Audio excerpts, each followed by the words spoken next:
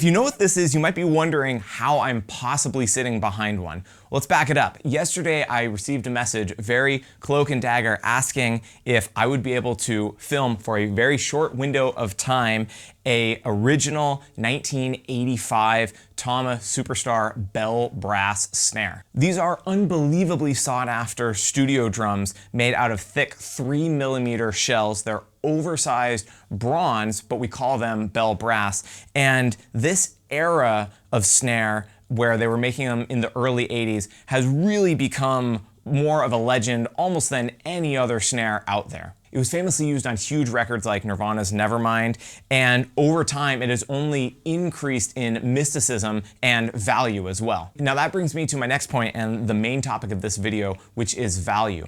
I can say with fairly high confidence that this drum, or a drum just like this, will sell for around $15,000, which is an eye-watering amount for a single snare. In the guitar world, it is not unusual to see old Stratocasters or Tellys or amps go for $10,000, $20,000, $30,000, $40,000.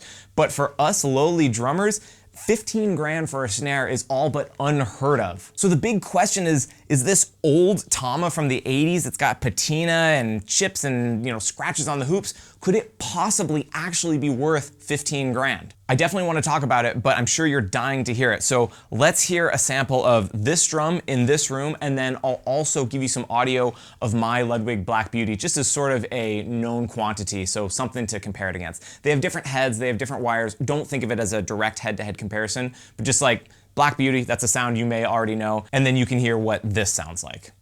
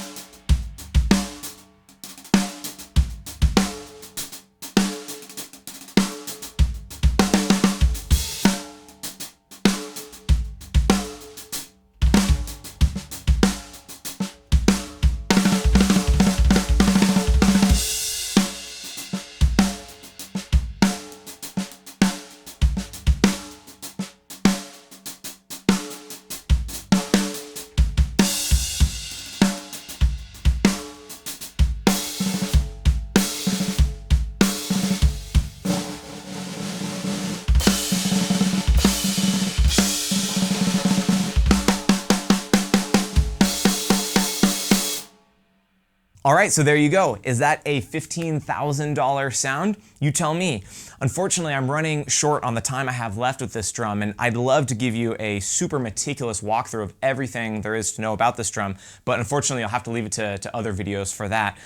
In this case, I just wanted to give you a sound reference and then reference it against another drum and just ask the question, do you think that this is a sound that is completely irreplaceable? Now, bear in mind that Tama has made other versions of this drum and they've reissued this drum. And in fact, there are many other builders and manufacturers that are making very similar drums to this, where they're not going to call them necessarily like a Tama Bell Brass copy, but they will sometimes use the Bell Brass name, or they'll use some sort of terminology that really indicates to you, yes, we are tipping the hat to this specific Tama. This is kind of the one that started it all. So is it overvalued because it was just the first of an era of drums that had this certain thing that sounded great for rock and sounded great for recording?